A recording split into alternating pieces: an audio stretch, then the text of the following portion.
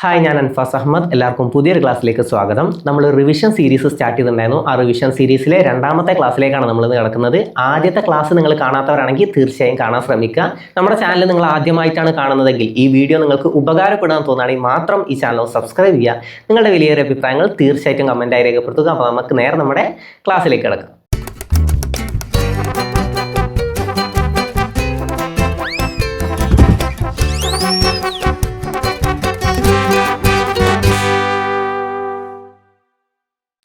അപ്പോൾ നമുക്ക് ആദ്യത്തെ ചോദ്യം നോക്കാം. താഴെ തന്നിരിക്കുന്ന പ്രസ്താവനകളിൽ തെറ്റായത് കണ്ടെത്തുക. താഴെ തന്നിരിക്കുന്ന പ്രസ്താവനകളിൽ തെറ്റായത് കണ്ടെത്തുക എന്നാണ് ചോദിച്ചിട്ടുള്ളത്. തെറ്റായത് കണ്ടെത്തുക. നമ്മൾ ചോദ്യം എപ്പോഴും വായിക്കുമ്പോൾ ഈ കാര്യം ശ്രദ്ധിക്കണം. തെറ്റായത് കണ്ടെത്തുക എന്നാണോ ശരിയായത് കണ്ടെത്തുക എന്നാണോ എന്ന് ശ്രദ്ധിച്ച് വായിച്ചിട്ട് പോകണം. ശരിയല്ലാത്തത് ഇങ്ങനെയൊക്കെ തരും. ശരിയല്ലാത്തത് പറഞ്ഞാൽ തെറ്റാണ്. ഓക്കെ, അപ്പോൾ നമ്മൾ അവിടെ പോയിട്ട് ശരിയല്ലാത്തത് ചോദിച്ചു കഴിഞ്ഞാൽ അവിടെ ശരിയായത് നമ്മൾ കറക്റ്റ് ചെയ്ത് വെക്കും. അപ്പോൾ ശരിയായതല്ല അവിടെ മാർക്ക് ചെയ്യേണ്ടത്. ശരിയല്ലാത്തത് ചോദിച്ചാൽ ശരിയല്ലാത്തത് തന്നെ നമ്മൾ മാർക്ക് ചെയ്യണം. അവിടെ ആ കാര്യങ്ങൾ ശ്രദ്ധിക്കുക. സിമ്പിളായിട്ട് ഇങ്ങനെ കുറേ പിഴവുകളിലൂടെ നമുക്ക് മാർക്ക് പോകുന്നുണ്ട്. അപ്പോൾ ഇനി ചോദ്യപേപ്പർ കാണുമ്പോൾ എപ്പോഴും ശരിയായത് എന്നാണോ അതോ തെറ്റായത് എന്നാണോ എന്ന് ശ്രദ്ധിച്ച് വായിക്കുക. ഇവിടെ നമ്മളോട് എന്താ ചോദിച്ചിട്ടുള്ളത്? തെറ്റായതാണ് ചോദിച്ചിട്ടുള്ളത്. ഭരണഘടനാ നിർമ്മാണ സമിതിയിലെ ആദ്യ താൽക്കാലിക അധ്യക്ഷനായിരുന്നു ഡോക്ടർ രാജേന്ദ്ര പ്രസാദ്. പ്രസ്താവന 1, ഭരണഘടനാ നിർമ്മാണ സമിതിയിലെ ആദ്യ താൽക്കാലിക അധ്യക്ഷനായിരുന്നു ഡോക്ടർ രാജേന്ദ്ര പ്രസാദ്. സഭയിൽ 17 മലയാളി വനിതകളാണ് ഉണ്ടായിരുന്നത്. സഭയിൽ 17 മലയാളി വനിതകളാണ് ഉണ്ടായിരുന്നത്. ഓക്കെ, പിന്നെ ഭരണഘടനാ നിർമ്മാണ സഭയുടെ ആദ്യ സമ്മേളനം നടന്നത് 1946 ഡിസംബർ 6-നാണ്. 1946 ഡിസംബർ 6-നാണ് ആദ്യ സമ്മേളനം നടന്നത്. ഓക്കെ, ഇനി നമുക്ക് പോയിന്റ്സ് നോക്കാം. ഭരണഘടനാ നിർമ്മാണ സമിതിയിലെ ആദ്യ താൽക്കാലിക അധ്യക്ഷനായിരുന്നു ഡോക്ടർ രാജേന്ദ്ര പ്രസാദ്. എന്ത് തോന്നുന്നു? ശരിയാണോ? അല്ല, നമുക്കറിയാം അല്ലേ. ഭരണഘടനാ നിർമ്മാണ സഭയിലെ ആദ്യ സ്ഥിര അധ്യക്ഷനായിരുന്നു ഡോക്ടർ രാജേന്ദ്ര പ്രസാദ്. അപ്പോൾ ഈ പ്രസ്താവന തെറ്റാണ്. നമുക്ക് ഡീറ്റെയിൽ ആയിട്ട് പറയാം. അതിനു മുമ്പ് ഈ പ്രസ്താവനകൾ നോക്കി നോക്കാം. ഈ പ്രസ്താവന തെറ്റാണ്. ഓക്കെ, ഈ പ്രസ്താവന തെറ്റാണ്. പിന്നെന്താണ്? സഭയിൽ 17 മലയാളി വനിതകളാണ് ഉണ്ടായിരുന്നത്. ചോദ്യം ശ്രദ്ധിക്കണം. സഭയിൽ 17 മലയാളി വനിതകളാണ് ഉണ്ടായിരുന്നത്. സഭയിൽ 17 മലയാളി വനിതകൾ. നമുക്ക് എന്താ പഠിക്കാനുള്ളത്? 1, സഭയിൽ 17 മലയാളികൾ ഉണ്ടായിരുന്നു. അത് നമുക്ക് ഓക്കെ, ശരിയാണ്. പിന്നെ സഭയിൽ 17 വനിതകളും ഉണ്ടായിരുന്നു. അത് പിന്നീട് വിഭജനത്തിന് ശേഷം 15 വനിതകളായി മാറി. ഇവിടെ കൊടുത്തിട്ടുള്ളത് സഭയിൽ 17 മലയാളി വനിതകൾ എന്നാണ്. മലയാളികൾ 17 ആളാണ് ഉണ്ടായിരുന്നത്. അതിൽ 3 വനിതകൾ മാത്രമാണ് ഉണ്ടായിരുന്നത്. അമ്മു സ്വാമിനാഥൻ, ദാക്ഷായണി വേലായുധൻ, ആനി മസ്ക്രീൻ. അല്ലേ, ശരിയല്ലേ? നമുക്കറിയാം അല്ലേ. അമ്മു സ്വാമിനാഥൻ, ദാക്ഷായണി വേലായുധൻ, ആനി മസ്ക്രീൻ. അങ്ങനെ 3 വനിതകളാണ്, 3 മലയാളി വനിതകളാണ് ഉണ്ടായിരുന്നത്. ഇവിടെ കൊടുത്തിരിക്കുന്നത് എന്താ? 17 മലയാളി വനിതകൾ. അപ്പോൾ അതെന്താണ്? അതും തെറ്റാണ്. ഓക്കെ, അതും തെറ്റാണ്. പിന്നെ എന്താണ്? ഭരണഘടനാ നിർമ്മാണ സഭയുടെ ആദ്യ സമ്മേളനം നടന്നത് 1946 ഡിസംബർ 6-നാണ്. അത് ചിലപ്പോൾ പലർക്കും ഡൗട്ട് വരും. ഇതിലെല്ലാം പലർക്കും ഡൗട്ട് വരും. എന്താണ്? ഭരണഘടനാ നിർമ്മാണ സഭയുടെ ആദ്യ സമ്മേളനം നടന്നത് 1946 ഡിസംബർ 6-നാണെന്നാണ് കൊടുത്തിട്ടുള്ളത്. എന്താ തോന്നുന്നത്? അല്ലല്ലോ. 1946 ഡിസംബർ 6-ന് എന്താണ് ഉണ്ടായത്? ഭരണഘടനാ നിർമ്മാണ സമിതി രൂപീകൃതമായതാണ്. ആദ്യ സമ്മേളനം നടന്നത് എപ്പോഴാന്ന് ചോദിച്ചാൽ 1946 ഡിസംബർ 9-നാണ്. അപ്പോൾ ഇവിടെ എന്താ? എല്ലാം തെറ്റല്ലേ? അല്ലേ? എല്ലാം തെറ്റാണ്. നമ്മൾ പലർക്കും ഉള്ളൊരു പ്രശ്നം എന്താ അറിയോ? എല്ലാം ശരിയാണ് അല്ലെങ്കിൽ എല്ലാം തെറ്റാണ്. ഇതിൽ പോയി കുത്താൻ ഭയങ്കര മടി ഉണ്ടാവും അല്ലേ?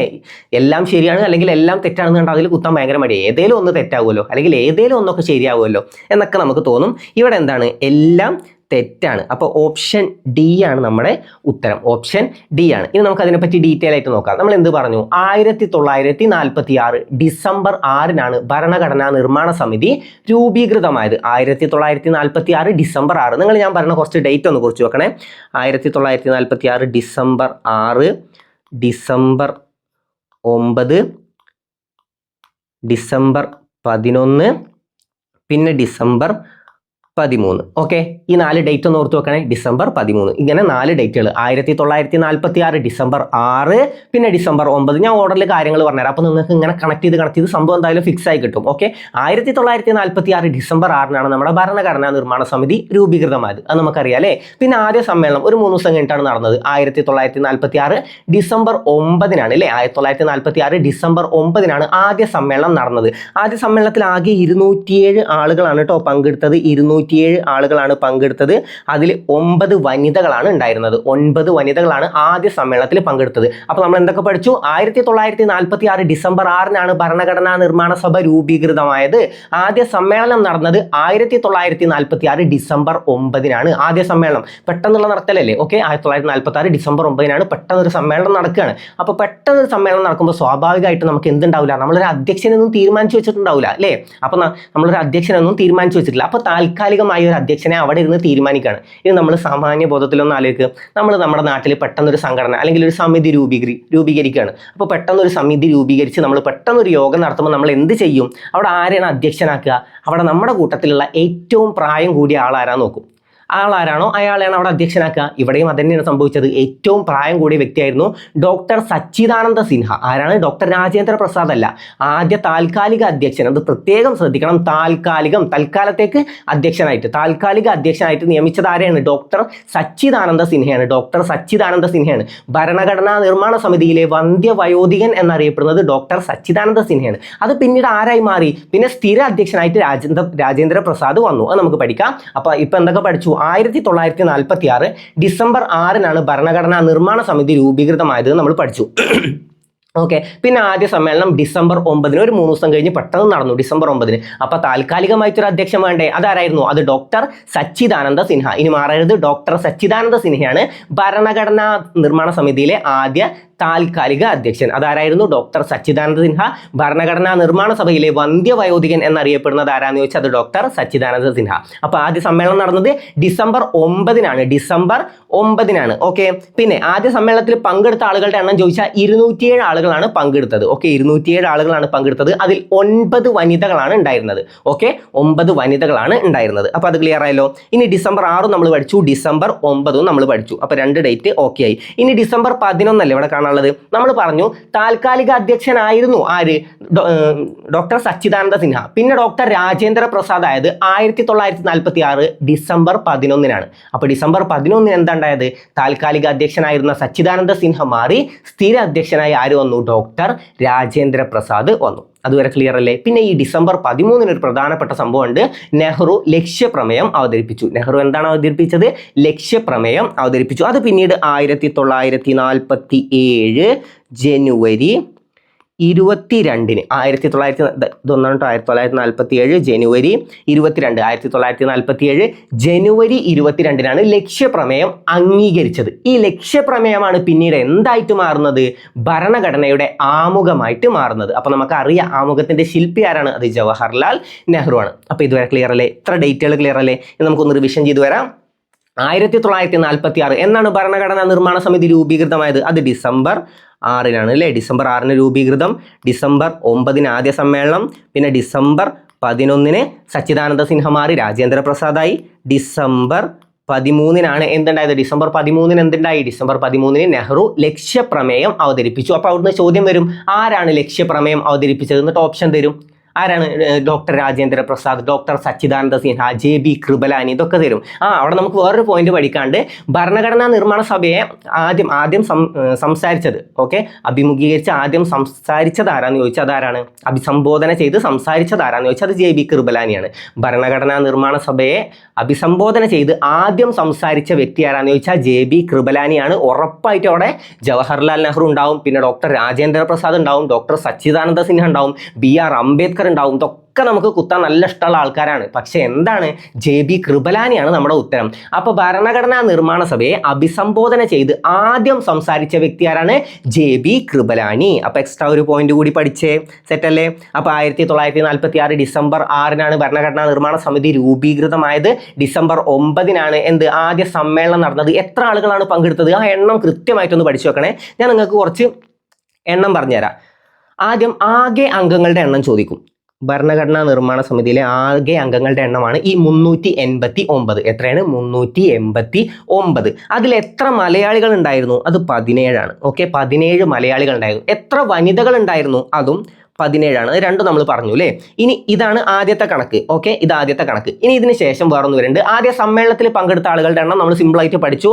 207 ആളുകളാണ് പങ്കെടുത്തത്. അതിൽ 9 ആളുകൾ വനിതകളായിരുന്നു. ഇതും നമ്മൾ പഠിച്ചു. ഓക്കെ, ഇത് നിങ്ങൾക്ക് അടുത്തത് പഠിക്കാനുള്ള എന്താ അറിയോ, വിഭജനത്തിന് ശേഷം ഒരു വിഭജനം ഉണ്ടായതൊക്കെ നമുക്കറിയാലോ. അപ്പൊ വിഭജനത്തിന് ശേഷം ഈ എണ്ണത്തിൽ കുറവ് വരിക, കുറച്ച് ആൾക്കാർ പാകിസ്ഥാനിലേക്ക് പോകും, അങ്ങനെ ഒരു കുറവ് വരില്ലേ. അപ്പൊ ഈ 389 എന്നുള്ളത് എന്തായിട്ട് മാറി, ആകെ അംഗങ്ങളുടെ എണ്ണം ആദ്യം ചോദ്യം എങ്ങനെ വരും, വിഭജനത്തിന് ശേഷം ഭരണഘടനാ നിർമ്മാണ സഭയിലെ ആകെ അംഗങ്ങളുടെ എണ്ണം എത്ര, അങ്ങനെ ചോദിച്ചാൽ മാത്രം 299. ഓക്കെ. പിന്നെ മലയാളികൾ എത്ര ഉണ്ടാവും, മലയാളികൾ പാകിസ്ഥാനിലേക്ക് പോയോ, ഇല്ലല്ലോ. അപ്പോൾ മലയാളികൾ അവിടെ തന്നെ ഉണ്ട്, 17 മലയാളികൾ അവിടെ തന്നെ ഉണ്ട്. പിന്നെ നമ്മൾ എന്ത് നോക്കി, 17 മലയാളികൾ അവിടെ ഉണ്ട്. പിന്നെ നമ്മൾ പഠിച്ചത് വനിതകളെ പറ്റിയിട്ടാണ്. ഈ വനിതകൾ 17 ആളുകൾ ഉണ്ടായിരുന്നു, അതിൽ 2 ആളുകൾ പോയി, 2 ആളുകൾ വിഭജനത്തിന് ശേഷം പോയി. അപ്പോൾ 15 വനിതകളാണ് ഉണ്ടായിരുന്നത്. ഇത്ര കാര്യം ക്ലിയർ അല്ലേ? അപ്പോൾ നിങ്ങൾക്ക് എണ്ണം കിട്ടി, പിന്നെ ഡേറ്റുകളും കിട്ടി. ഇനി നമുക്കൊക്കെ ഒന്ന് റിവൈസ് ചെയ്ത് വരാം. 1946 ഡിസംബർ 6-നാണ് ഭരണഘടനാ നിർമ്മാണ സമിതി രൂപീകൃതമായത്. ഡിസംബർ 6. ഇനി അടുത്ത ഡേറ്റ് നിങ്ങൾ പറയട്ടോ. അടുത്ത ഡേറ്റ് എന്താ? December, very good, 9. ഡിസംബർ 9. എന്താണ് ഡിസംബർ 9-ന്? ആദ്യ സമ്മേളനം അല്ലേ? ആദ്യ സമ്മേളനം നടന്നത് ഡിസംബർ 9-നാണ്. എത്ര അംഗങ്ങൾ ഉണ്ടായിരുന്നു? ആകെ 207 അംഗങ്ങളാണ് ഉണ്ടായിരുന്നത്. പിന്നെ നമ്മൾ എന്ത് പഠിച്ചു? 207 അംഗങ്ങളാണല്ലേ ഉണ്ടായിരുന്നത്. 207 അംഗങ്ങൾ, അതിൽ എത്ര വനിതകൾ ഉണ്ടായിരുന്നു? വനിതകൾ 9 വനിതകളായിരുന്നു. അത് നമുക്ക് കണക്ട് ചെയ്യണമെങ്കിൽ ഈ 2ഉം ഈ 7 ഒന്ന് കൂട്ടിയാൽ മതി കേട്ടോ. ഓക്കെ, ഇതാ ഈ 2 + 7, 2 + 7 എത്രയാണ്? 9 ആണ്. അപ്പോൾ അങ്ങനെ ഒന്ന് കണക്ട് ചെയ്ത് വെച്ചാൽ മതി. 207 അംഗങ്ങൾ. ഇനി വനിതകൾ എത്ര കണക്ക് കൂട്ടിയിട്ട് മൈൻഡിൽ വരുന്നില്ലെങ്കിൽ ഈ അറ്റത്തുള്ള 2 സംഖ്യകൾ കൂട്ടി നോക്കിയാൽ മതി. എത്രയാണ്? 9 വനിതകളാണ് ഉണ്ടായിരുന്നത്. പിന്നെ നമ്മൾ എന്ത് പഠിച്ചു? ഡിസംബർ 11-ന് എന്തുണ്ടായി? ഡിസംബർ 11 ആരായിരുന്നു താൽക്കാലിക അധ്യക്ഷൻ? ഡോക്ടർ സച്ചിദാനന്ദ സിൻഹയാണ് അല്ലേ? ഡോക്ടർ സച്ചിദാനന്ദ സിൻഹ മാറി ആരായി? സ്ഥിര അധ്യക്ഷനായി. ഡിസംബർ 11-ന് ആരായി? രാജേന്ദ്ര പ്രസാദായി. ഡോക്ടർ രാജേന്ദ്ര പ്രസാദായി. അടുത്ത ദിവസം നമ്മൾ പഠിച്ചത് ഡിസംബർ 13-ആണ്. ഡിസംബർ 13-ന് നെഹ്റു എന്തോ അവതരിപ്പിച്ചു. എന്താണ്? ലക്ഷ്യപ്രമേയം അവതരിപ്പിച്ചു. ഈ ലക്ഷ്യപ്രമേയം അംഗീകരിച്ചത് എപ്പോഴാന്ന് ചോദിക്കും. നമ്മൾ അറിഞ്ഞു തന്നെ പഠിക്കണം, എന്താ സംഭവം എന്ന് അറിയണം. ആദ്യം ഈ ലക്ഷ്യപ്രമേയം ഒന്ന് അവതരിപ്പിക്കണം, അതിനുശേഷമാണ് അംഗീകരിക്കുക. അപ്പൊ ഡിസംബർ 13-ന് അവതരിപ്പിച്ച ഒരു സാധനം അടുത്ത വർഷം 1947 ജനുവരി 22-നാണ് അംഗീകരിച്ചത്. ഓക്കെ, അതാണ് പിന്നീട് ഭരണഘടനയുടെ എന്തായിട്ട് മാറിയത്? ആമുഖമായിട്ട് മാറിയത്. അപ്പൊ ആമുഖത്തിന്റെ ശില്പി ആരാണെന്ന് നമുക്കറിയാം. അതാരാണ്? അത് ജവഹർലാൽ നെഹ്റു ആണ്. ഇത്ര കാര്യങ്ങൾ ക്ലിയർ അല്ലേ? പിന്നെ ഇവിടെ നമ്മളൊരു പോയിന്റ് പറഞ്ഞിട്ടുണ്ടായിരുന്നു. ഭരണഘടനാ നിർമ്മാണ സമിതിയിലെ ആദ്യ താൽക്കാലിക അധ്യക്ഷനാണ് ഡോക്ടർ സച്ചിദാനന്ദ സിൻഹ എന്ന് പറഞ്ഞിട്ടുണ്ടായിരുന്നു. അപ്പോൾ ഡൗട്ട് വരാതിരിക്കാൻ ഞാൻ വേറൊരു കാര്യം പറഞ്ഞിട്ടുണ്ട്. അപ്പോൾ ആദ്യം അഭിസംബോധന ചെയ്ത് സംസാരിച്ചത് ആരാന്ന് ചോദിച്ചാൽ പോയി ഡോക്ടർ സച്ചിദാനന്ദ സിൻഹയെ കുത്തരുത്. ആരാണ്? JB കൃപലാനി. ഡൗട്ടില്ലാതെ പഠിച്ചു വെച്ചോ, JB കൃപലാനിയാണ്. ഇവരൊന്നുമല്ല, ഞാൻ ആരൊക്കെ അല്ല എന്ന് പറഞ്ഞുതരാം, അപ്പോൾ നിങ്ങൾക്ക് കുത്താൻ തോന്നൂല. ആദ്യം അഭിസംബോധന ചെയ്ത് സംസാരിച്ചത് ജവഹർലാൽ നെഹ്റു അല്ല, അംബേദ്കർ അല്ല, ഡോക്ടർ രാജേന്ദ്ര പ്രസാദ് അല്ല, ഡോക്ടർ സച്ചിദാനന്ദ സിൻഹ അല്ല, ഗാന്ധിജി അല്ല. ഓക്കെ, ഇവരൊന്നുമല്ല ഭരണഘടനാ നിർമ്മാണ സമിതിയിൽ അഭിസംബോധന ചെയ്ത് ആദ്യം സംസാരിച്ചത്. ആരാണ്? JB കൃപലാനിയാണ് ആദ്യം സംസാരിച്ചത്. പിന്നെ നമ്മളൊരു എക്സ്ട്രാ പോയിന്റ് പഠിച്ചിട്ടുണ്ടായിരുന്നു. ആരാണ്? ഭരണഘടനാ നിർമ്മാണ സമിതിയിലെ വന്ധ്യവയോധികൻ എന്നറിയപ്പെടുന്നത് ഡോക്ടർ സച്ചിദാനന്ദ സിൻഹയാണ്. ആരാണ്? ഡോക്ടർ സച്ചിദാനന്ദ സിൻഹയാണ് ഭരണഘടനാ നിർമ്മാണ സമിതിയിലെ വന്ധ്യവയോധികൻ എന്നറിയപ്പെടുന്നത്. അപ്പൊ അതും ക്ലിയർ അല്ലേ? അപ്പോൾ ഭരണഘടനാ നിർമ്മാണ സമിതിയിലെ വന്ധ്യവയോധികൻ എന്നറിയപ്പെടുന്നത് ഡോക്ടർ സച്ചിദാനന്ദ സിൻഹയാണ്. ആദ്യ സ്ഥിര അധ്യക്ഷൻ ആരാന്ന് ചോദിച്ചാലാണ് ആര്? ഡോക്ടർ രാജേന്ദ്ര പ്രസാദ്. വന്ധ്യവയോധികൻ ആരാണ്? ഡോക്ടർ സച്ചിദാനന്ദ സിൻഹയാണ്. ആരാണ് ഇന്ത്യയുടെ വന്ധ്യവയോധികൻ എന്നറിയപ്പെടുന്നത്? ഇന്ത്യയുടെ വന്ധ്യവയോധികൻ എന്നറിയപ്പെടുന്നത് ദാദാബായ് നവറോജിയാണ് അല്ലേ? ദാദാബായ് നവറോജിയാണ് ഇന്ത്യയുടെ വന്ധ്യവയോധികൻ എന്നറിയപ്പെടുന്നത്. ഇന്ത്യയുടെ വന്ധ്യവയോധികൻ എന്നറിയപ്പെടുന്നത് ദാദാബായ് നവറോജിയാണ്. ഓക്കെ, ദാദാബായ് നവറോജിയാണ് ഇന്ത്യയുടെ വന്ധ്യവയോധികൻ എന്നറിയപ്പെടുന്നത്. കേരളത്തിന്റെ വന്ധ്യവയോധികൻ എന്നറിയപ്പെടുന്ന ആരാ? കേരളത്തിന്റെ വന്ധ്യവയോധികൻ എന്നറിയപ്പെടുന്നത് KP കേശവമേനോനാണ് കേരളത്തിന്റെ വന്ധ്യവയോധികൻ എന്നറിയപ്പെടുന്നത്. തിരുവിതാംകൂറിന്റെ വന്ധ്യവയോധികൻ എന്നറിയപ്പെടുന്നത് ആരാ നോക്കാം. തിരുവിതാംകൂറിന്റെ വന്ധ്യവയോധികൻ എന്നറിയപ്പെടുന്നത് barrister GP Pillai. Okay, barrister GP പിള്ളയാണ് തിരുവിതാംകൂറിന്റെ വന്ധ്യവയോധികൻ എന്നറിയപ്പെടുന്നത്. അപ്പോൾ നമ്മൾ എന്തൊക്കെ പഠിച്ചു? ഭരണഘടനാ നിർമ്മാണ സമിതിയിലെ വന്ധ്യവയോധികൻ എന്നറിയപ്പെടുന്നത് ഡോക്ടർ സച്ചിദാനന്ദ സിൻഹ. ഇന്ത്യയുടെ വന്ധ്യവയോധികൻ എന്നറിയപ്പെടുന്നത് ആരാണ്? ഇന്ത്യയുടെ വന്ധ്യവയോധികൻ എന്നറിയപ്പെടുന്നത് ദാദാബായ് നവറോജിയാണ് അല്ലേ? ഇന്ത്യയുടെ വന്ധ്യവയോധികൻ എന്നറിയപ്പെടുന്നത് ദാദാബായ് നവറോജി. കേരളത്തിന്റെ വന്ധ്യവയോധികൻ എന്നറിയപ്പെടുന്നത് KP കേശവമേനോൻ. തിരുവിതാംകൂറിന്റെ വന്ധ്യവയോധികൻ എന്നറിയപ്പെടുന്നത് ബാരിസ്റ്റർ GP പിള്ള. ഈ ബാരിസ്റ്റർ GP പിള്ളയാണ് ഗാന്ധിജിയുടെ ആത്മകഥയിൽ പരാമർശിച്ചിട്ടുള്ള ഏക മലയാളി. ആരാണ്? Barrister GP Pillai. അതുപോലെ തന്നെ INC-യിൽ പങ്കെടുത്ത ആദ്യ മലയാളി ആരെന്ന് ചോദിച്ചാലും ബാരിസ്റ്റർ GP പിള്ളയാണ്. ഏതാണ്? INC-യിൽ പങ്കെടുത്ത ആദ്യ മലയാളി. ILC-യിൽ അധ്യക്ഷനായതല്ല. അധ്യക്ഷനായത് ആരാണ്? ചേറ്റൂർ ശങ്കരൻ നായരാണ്. INC-യിൽ പങ്കെടുത്ത ആദ്യ മലയാളി ആരാന്ന് ചോദിച്ചാൽ അത് ബാരിസ്റ്റർ GP പിള്ള. അപ്പോൾ നമ്മൾ എന്തൊക്കെ പഠിച്ചു? ഭരണഘടനാ നിർമ്മാണ സഭയിലെ ആദ്യ താൽക്കാലിക അധ്യക്ഷനാണ് ഡോക്ടർ സച്ചിദാനന്ദ സിൻഹ. ആദ്യ സ്ഥിര അധ്യക്ഷനായിരുന്നു ഡോക്ടർ രാജേന്ദ്ര പ്രസാദ്. ആരാണ് ലക്ഷ്യപ്രമേയം അവതരിപ്പിച്ചത്? അത് ജവഹർലാൽ നെഹ്റു ആണ്. അതുവരെ എല്ലാ കാര്യങ്ങളും ക്ലിയർ അല്ലേ? ഇത്രയും പഠിച്ച കാര്യങ്ങൾ ക്ലിയർ അല്ലേ? ഇന്ത്യയുടെ വന്ധ്യവയോധികൻ എന്നറിയപ്പെടുന്നത് ആരാണ്? ഇന്ത്യയുടെ വന്ധ്യവയോധികൻ ദാദാഭായ് നവറോജിയാണ്. കേരളത്തിന്റെ വന്ധ്യവയോധികൻ കേരളം KP കേശവൻ. കേരളം K എന്ന് ആലോചിച്ചാൽ മതി. കേരളം കേശവൻ. ഓക്കെ, കേരളത്തിന്റെ വന്ധ്യവയോധികൻ എന്നറിയപ്പെടുന്നത് KP കേശവ മേനോനാണ്. തിരുവിതാംകൂറിന്റെ വന്ധ്യവയോധികനാണ് ബാരിസ്റ്റർ GP പിള്ള. ഓക്കെ, പിന്നെ 1857 വിപ്ലവത്തിലെ വന്ധ്യവയോധികൻ ആരെന്ന് ചോദിച്ചാൽ അത് കൺവർ സിംഗ് ആണ് കേട്ടോ. 1857 വിപ്ലവത്തിലെ വന്ധ്യവയോധികൻ എന്നറിയപ്പെടുന്നത് കൺവർ സിംഗ് ആണ്. പക്ഷെ 1857 വിപ്ലവത്തിന്റെ ബുദ്ധി കേന്ദ്രം എന്നറിയപ്പെടുന്നത് നാനാ സാഹിബാണ് അല്ലേ? 1857 വിപ്ലവത്തിന്റെ ബുദ്ധി കേന്ദ്രം എന്നറിയപ്പെടുന്നത് നാനാ സാഹിബാണ്. അപ്പൊ അതും കൂടി ഒന്ന് പഠിച്ചു വെച്ചോ. 1857 വിപ്ലവത്തിന്റെ ബുദ്ധി കേന്ദ്രം എന്നറിയപ്പെടുന്നത് നാനാ സാഹിബ്. ഓക്കെ, നാനാ സാഹിബും പിന്നെന്താണ് വന്ധ്യവയോധികൻ എന്നറിയപ്പെടുന്നത് കൺവർ സിംഗുമാണ്. അപ്പോൾ ഈ ചോദ്യം കഴിഞ്ഞല്ലോ? ഈ ചോദ്യം ഓക്കെ ആണല്ലോ? അപ്പോൾ ഭരണഘടനാ നിർമ്മാണ സമിതി സെറ്റ് അല്ലേ? ഡിസംബർ 6 എന്താണ്? ഡിസംബർ 6 രൂപീകൃതമായി. ഡിസംബർ 9 എന്താണ്? ഡിസംബർ 9 ആദ്യ സമ്മേളനം 207 ആളുകൾ പങ്കെടുത്തു. അതിൽ 9 വനിതകളാണ് ഉണ്ടായിരുന്നത്. ഡിസംബർ 11 ഡോക്ടർ സച്ചിദാനന്ദ സിൻഹ താൽക്കാലിക അധ്യക്ഷൻ മാറി. ആരായി? സ്ഥിര അധ്യക്ഷനായി ഡോക്ടർ രാജേന്ദ്ര പ്രസാദ് വന്നു. അപ്പോൾ ആ ചോദ്യം ശ്രദ്ധിച്ചു വായിക്കണം. സ്ഥിര അധ്യക്ഷൻ എന്ന് ചോദിക്കുകയാണെങ്കിൽ ആരാണ്? അത് രാജേന്ദ്ര പ്രസാദാണ്. പിന്നെ ഡിസംബർ 13 ലക്ഷ്യപ്രമേയം അവതരിപ്പിച്ചത്. ലക്ഷ്യപ്രമേയം അവതരിപ്പിച്ചതാണ് ഡിസംബർ 13. ആരാണ് അവതരിപ്പിച്ചത്? അത് ജവഹർലാൽ നെഹ്റു ആണ്. പക്ഷേ ലക്ഷ്യപ്രമേയം അംഗീകരിച്ചത് എപ്പോഴാണെന്ന് ചോദിച്ചാൽ 1947 അടുത്ത വർഷമായി. എന്നാണ്? ജനുവരി 22 ലക്ഷ്യപ്രമേയം അംഗീകരിച്ചത്. അപ്പോൾ ഇത്ര കാര്യങ്ങൾ ക്ലിയർ ആണല്ലോ? ഇനി ഒരേ ഒരു ആംഗ്ലോ ഇന്ത്യൻ പ്രതിനിധിയാണ് ഉണ്ടായിരുന്നത്. ആരാണ്? ഫ്രാങ്ക് ആന്റണിയാണ് കേട്ടോ. അത് കൂടി ഒന്ന് പഠിച്ചു വെച്ചോ. ഫ്രാങ്ക് ആന്റണി ഭരണഘടനാ നിർമ്മാണ സമിതിയിലെ ആംഗ്ലോ ഇന്ത്യൻ പ്രതിനിധി ആരാണ്? ഫ്രാങ്ക് ആന്റണിയാണ്. പിന്നെ മുദ്ര എന്താണെന്ന് നമുക്കറിയാം അല്ലേ? ഭരണഘടനാ നിർമ്മാണ സഭയുടെ മുദ്ര ആനയായിരുന്നു. പിന്നെ നിയമോപദേഷ്ടാവ് ആരാന്ന് ചോദിച്ചാൽ അത് BN റാവു. ഓരോ പോയിന്റും വളരെ ഇമ്പോർട്ടൻ്റ് ആണ്. ഏതെങ്കിലും ഒന്ന് നിങ്ങൾക്ക് അറിയില്ല എന്ന് തോന്നുകയാണെങ്കിൽ തീർച്ചയായിട്ടും നിങ്ങൾ അടയാളപ്പെടുത്തി വെക്കുക, അല്ലെങ്കിൽ മാർക്ക് ചെയ്ത് വെക്കുക. തീർച്ചയായിട്ടും നിങ്ങൾ മാർക്ക് ചെയ്യണം. ഓരോ പോയിന്റും വളരെ ഇമ്പോർട്ടൻ്റ് ആണ്. ഈ BN റാവു ആരാണ്? ഇന്ത്യൻ ഭരണഘടനയ്ക്ക് ഒരു ആമുഖം വേണമെന്ന് ആദ്യം ആവശ്യപ്പെട്ട വ്യക്തിയാണ് BN റാവു. ഇന്ത്യൻ ഭരണഘടനയ്ക്ക് ഒരു ആമുഖം വേണമെന്ന് ആദ്യം ആവശ്യപ്പെട്ട വ്യക്തിയാണ് BN റാവു. ഇന്ത്യക്ക് ഒരു ഭരണഘടന വേണമെന്ന് ആദ്യം ആവശ്യപ്പെട്ട വ്യക്തിയാണ് MN റോയ്. ഓക്കെ, ഇന്ത്യക്ക് ഒരു ഭരണഘടന വേണമെന്ന് ആദ്യം ആവശ്യപ്പെട്ട വ്യക്തിയാണ് MN റോയ്. ഭരണഘടന വേണമെന്ന് ആദ്യം ആവശ്യപ്പെട്ട വ്യക്തി MN റോയും.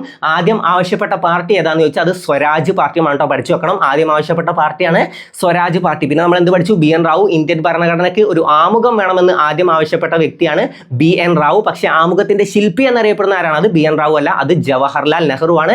എന്താണ് ആമുഖമായിട്ട് മാറിയത്? ലക്ഷ്യപ്രമേയമാണ് ആമുഖമായിട്ട് മാറിയത്. ലക്ഷ്യപ്രമേയം അവതരിപ്പിച്ചത് ഡിസംബർ 13 അംഗീകരിച്ചത് 1947 ജനുവരി 22 ആണ്. അപ്പോൾ ഇതുവരെ ക്ലിയർ അല്ലേ? സെറ്റ് അല്ലേ? ഇത്ര കാര്യങ്ങൾ ക്ലിയർ അല്ലേ? അപ്പോൾ നമുക്ക് അടുത്ത ചോദ്യങ്ങളിലേക്ക് പോകും. 1959 ജർമ്മനിയുടെ സഹായത്തോടെ സ്ഥാപിതമായ ഇന്ത്യയിലെ ഇരുമ്പുരുക്ക് വ്യവസായശാല. ഓക്കെ, ജർമ്മനിയുടെ സഹായത്തോടെ 1959 ജർമ്മനി ഞാൻ വെച്ചിട്ട് എപ്പോഴും ഒരു കണക്ഷൻ പറഞ്ഞു തരാറുണ്ട് അല്ലേ? അപ്പോൾ നമുക്ക് നോക്കാം. ബൊക്കാറോ, റൂർക്കേല, ബിലായ്, ദുർഗാപൂർ. ഇവിടെ നല്ല വെച്ച് കണക്ഷൻ ഏതാ? റൂർ എന്നുള്ളതല്ലേ? റൂർ അല്ലേ? അവിടെ ഒരു റായുണ്ട്, പിന്നെ ഒരു ഇറുണ്ട്. അപ്പോൾ രണ്ടും വെച്ച് അവിടെ കണക്ട് ചെയ്യുക. ഓക്കെ, ജർമ്മനിയുടെ സഹായത്തോടെ റൂർക്കേലയാണ്. ഓക്കെ, റൂർക്കേലയാണ് ജർമ്മനിയുടെ സഹായത്തോടെ. ഈ ബിലായ് റഷ്യയുടെ സഹായത്തോടെ, ബൊക്കാറോ റഷ്യയുടെ സഹായത്തോടെ, ദുർഗാപൂർ ബ്രിട്ടന്റെ സഹായത്തോടെ. ഓക്കെ, ബ്രിട്ടന്റെ സഹായത്തോടെയാണ് ദുർഗാപൂർ. അപ്പോൾ എത്ര ക്ലിയർ അല്ലേ? അപ്പോൾ 1959 ജർമ്മനിയുടെ സഹായത്തോടെ ഏതാന്ന് ചോദിച്ചാൽ ഏതാണ്? ജർമ്മനിയുടെ സഹായത്തോടെ ഇതാണ് റൂർക്കേല. ഓക്കെ, ജർമ്മനിയുടെ സഹായത്തോടെ 1959 റൂർക്കേലയാണ്. ഇനി നമുക്ക് ഓരോന്നും പഠിച്ചു വെക്കാം. ബൊക്കാറോ നമ്മൾ പഠിച്ചു അല്ലേ? ബൊക്കാറോ ഏതാണ്? എവിടെയാണ് സ്ഥിതി ചെയ്യുന്നത്? ജാർഖണ്ഡിലാണ് കേട്ടോ. മാർക്ക് ചെയ്ത് വെച്ചോ. ജാർഖണ്ഡിലാണ് ബൊക്കാറോ സ്ഥിതി ചെയ്യുന്നത്. ആരുടെ സഹായത്തോടെയാണ്? റഷ്യയുടെ സഹായത്തോടെയാണ് അല്ലേ?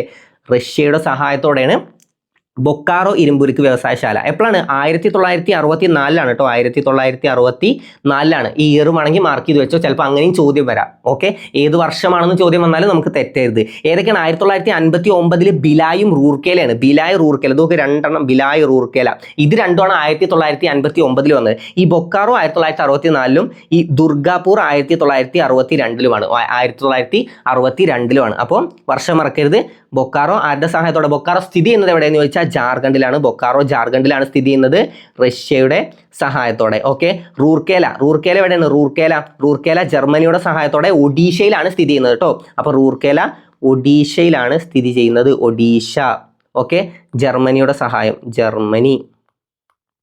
ജർമ്മനിയുടെ സഹായത്തോടെയാണ് റഷ്യ ബൊക്കാറോ അല്ലേ റഷ്യയുടെ സഹായത്തോടെയാണ് ജാർഖണ്ഡിലാണ് സ്ഥിതി ചെയ്യുന്നത് മാർക്ക് ചെയ്ത് വെച്ചോ ബൊക്കാറോ ഇരുമ്പുരുക്ക് വ്യവസായശാല സ്ഥിതി ചെയ്യുന്നത് ജാർഖണ്ഡിലാണ് റഷ്യയുടെ സഹായത്തോടെയാണ് നിർമ്മിച്ചത് റൂർക്കേല ഒഡീഷയിലാണ് സ്ഥിതി ചെയ്യുന്നത് ഒഡീഷയിലാണ് സ്ഥിതി ചെയ്യുന്നത് ആരുടെ സഹായത്തോടെ ജർമ്മനിയുടെ സഹായത്തോടെ 1959 അപ്പോൾ ഇത് രണ്ടും 1959 ഇത് രണ്ടും ഓക്കെ ഇത് രണ്ടും 1959 ദുർഗാപൂർ 1962 ഇവിടെ 1964 അപ്പോൾ വർഷങ്ങൾ ക്ലിയർ ആയല്ലോ അപ്പോൾ പിന്നെ ബിലായ് നമ്മൾ പഠിച്ചു ബിലായ് റഷ്യയുടെ സഹായത്തോടെയാണ് അല്ലേ ബിലായ് റഷ്യയുടെ സഹായത്തോടെയാണ് എവിടെയാണ് സ്ഥിതി ചെയ്യുന്നത് ഛത്തീസ്ഗഡ് ആണ് അപ്പോൾ റഷ്യയുടെ സഹായത്തോടെ ഛത്തീസ്ഗഡിലാണ് സ്ഥിതി ചെയ്യുന്നത് രണ്ടും 1959 ദുർഗാപൂർ പശ്ചിമ ബംഗാളിലാണ് സ്ഥിതി ചെയ്യുന്നത് ആരുടെ സഹായത്തോടെ ബ്രിട്ടന്റെ സഹായത്തോടെയാണ് നിർമ്മിച്ചത് ഓക്കെ ബ്രിട്ടന്റെ സഹായത്തോടെയാണ് നിർമ്മിച്ചത് ഒന്നും കൂടി നോക്കാം ആദ്യത്തെ രണ്ടെണ്ണം ഏതാണ് 1959 ഇവിടെ പഠിക്കാനുള്ള 1959 റൂർക്കേല സ്ഥിതി ചെയ്യുന്നത് എവിടെയാണ് റൂർക്കേല സ്ഥിതി ചെയ്യുന്നത് റൂർക്കേല ഒഡീഷയിലാണ് അല്ലേ റൂർക്കേല ഒഡീഷ പിന്നെ ജർമ്മനിയുടെ സഹായം ഓക്കെ ജർമ്മനിയുടെ സഹായം പിന്നെ ബിലായ് എവിടെയാണ് സ്ഥിതി ചെയ്യുന്നത് ബിലായ് ആണ് ഛത്തീസ്ഗഡിൽ സ്ഥിതി ചെയ്യുന്നത് അല്ലേ ഛത്തീസ്ഗഡിൽ സ്ഥിതി ചെയ്യുന്നു ആരുടെ സഹായത്തോടെ റഷ്യയുടെ സഹായത്തോടെ ബിലായ് നമുക്ക് കണക്ട് ചെയ്യാം ബിലായ് ചെറിയൊരു പേര് റഷ്യ ചെറിയൊരു പേര് ഓക്കെ ബിലായ് റഷ്യ അത്ര കണക്ട് ചെയ്താൽ മതി ചെറിയ പേരാണ് Bhilai Russia okay Bhilai Russia അത്ര കണക്ട് ചെയ്താൽ മതി പിന്നെ ദുർഗാപൂർ ബ്രിട്ടന്റെ സഹായത്തോടെയാണ് പശ്ചിമ ബംഗാളിലാണ് സ്ഥിതി ചെയ്യുന്നത് പിന്നെ ഇതെന്താണ് ജാർഖണ്ഡിൽ ബൊക്കാറോ ജാർഖണ്ഡിലാണ് സ്ഥിതി ചെയ്യുന്നത് ജാർഖണ്ഡിൽ സ്ഥിതി ചെയ്യുന്നു ആരുടെ സഹായത്തോടെയാണ് ബൊക്കാറോ റഷ്യയുടെ സഹായത്തോടെയാണ് നിർമ്മിച്ചത് ദുർഗാപൂർ പശ്ചിമ ബംഗാളിൽ സ്ഥിതി ചെയ്യുന്നു ആരുടെ സഹായത്തോടെയാണ് ദുർഗാപൂർ ബ്രിട്ടന്റെ സഹായത്തോടെയാണ് ഓക്കെ ഇനി ആരുടെ സഹായത്തോടെയാണ് മാത്രം നമുക്കൊന്ന് പഠിച്ചു വെക്കാം ബൊക്കാറോ ആരുടെയാണ് ബൊക്കാറോ റഷ്യയാണ് അല്ലേ ബൊക്കാറോ റഷ്യ പിന്നെ റൂർക്കേല നമ്മൾ പഠിച്ചു ജർമ്മനി അവിടെ ജർമ്മനി റൂർക്കേല ബിലായ് ചെറിയൊരു പേരല്ലേ അപ്പോൾ ബിലായ് റഷ്യ പിന്നെ ദുർഗാപൂർ ഏതാണ് Britain okay Durgapur Britain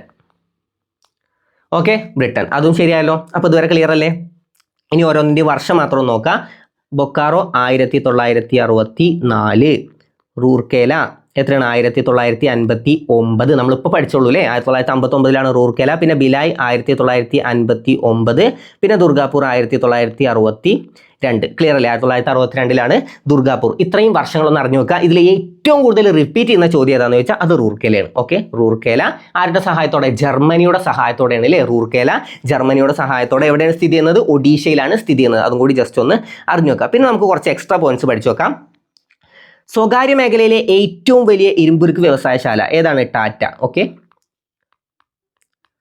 Tata ഇരുമ്പുരുക്ക് വ്യവസായശാലയാണ് കേട്ടോ ടാറ്റ ഇരുമ്പുരുക്ക് വ്യവസായശാലയാണ് സ്വകാര്യ മേഖലയിൽ ഏറ്റവും വലുത് ഓക്കെ സ്വകാര്യ മേഖലയിൽ ഏറ്റവും വലുത് ഏതാണ് ടാറ്റ ഇരുമ്പുരുക്ക് വ്യവസായശാല സ്വകാര്യ മേഖലയിൽ ഏറ്റവും വലുത് ഏതാന്ന് ചോദിച്ചാൽ ടാറ്റ ഇരുമ്പുരുക്ക് വ്യവസായശാല പിന്നെ പൊതുമേഖലയിൽ ഏതാന്ന് ചോദിച്ചാൽ അത്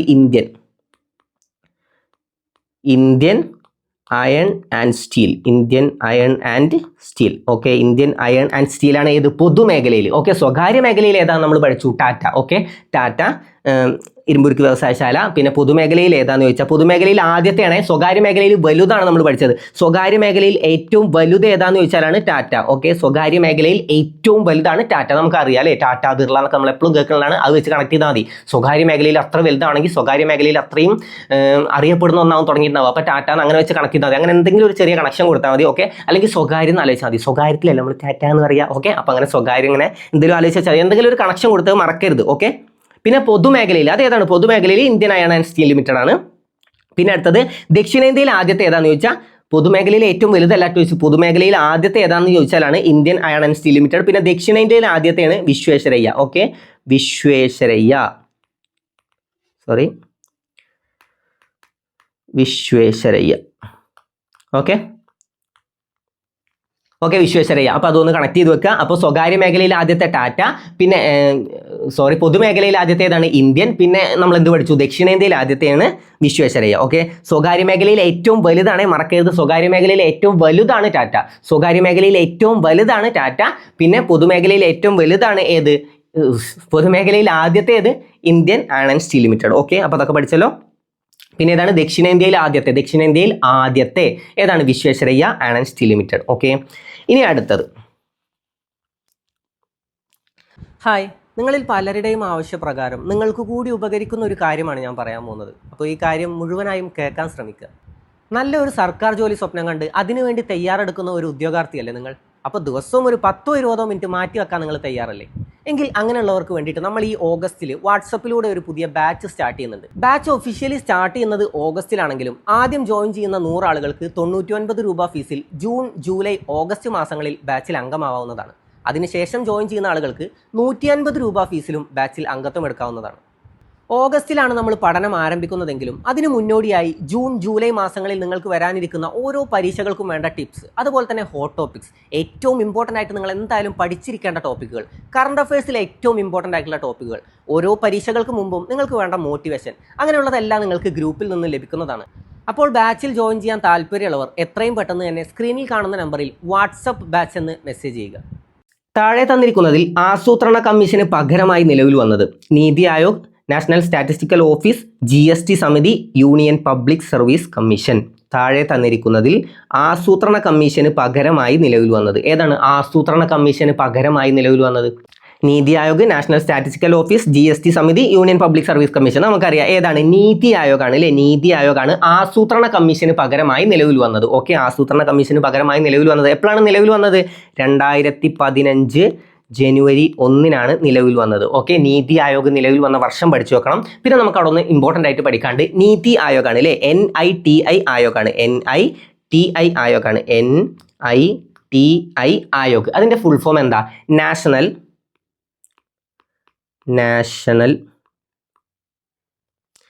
institution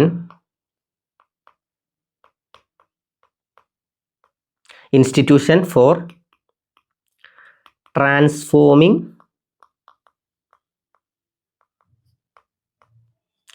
India. Okay, national institution for transforming India എന്നാണ് നീതി ആയോഗിന്റെ full form. National institution for transforming India Aayog എന്നാണ് നീതി ആയോഗിന്റെ ഫുൾ ഫോം.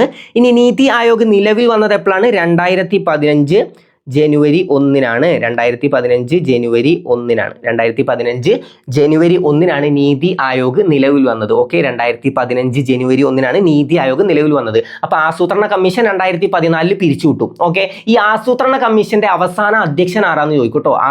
ആദ്യം നമ്മൾ ആസൂത്രണ കമ്മീഷന്റെ ആദ്യ അധ്യക്ഷൻ ആരാന്ന് പഠിക്കാം. ആരാണ് ആസൂത്രണ കമ്മീഷന്റെ ആദ്യ അധ്യക്ഷൻ? ആസൂത്രണ കമ്മീഷന്റെ ആദ്യ അധ്യക്ഷൻ ആരാവും? നമ്മുടെ ജവഹർലാൽ നെഹ്റു ആണ്. ഓക്കെ, ജവഹർലാൽ നെഹ്റു ആണ് ആസൂത്രണ കമ്മീഷന്റെ ആദ്യ അധ്യക്ഷൻ. ആദ്യ ഉപാധ്യക്ഷൻ ആരാണ് ആദ്യ ഉപാധ്യക്ഷൻ? ആസൂത്രണ കമ്മീഷന്റെ ആദ്യ ഉപാധ്യക്ഷൻ. അതുപോലെ തന്നെ 1-ാം പഞ്ചവത്സര പദ്ധതിയിലും ഇവർ തന്നെയാണ് അധ്യക്ഷനും ഉപാധ്യക്ഷനും. അപ്പോൾ ആരാണ് ആസൂത്രണ കമ്മീഷന്റെ ആദ്യ ഉപാധ്യക്ഷൻ? ആരാണ്? മാർക്ക് ചെയ്ത് വെച്ചോ, ഗുൽസാരി ലാൽ നന്ദ.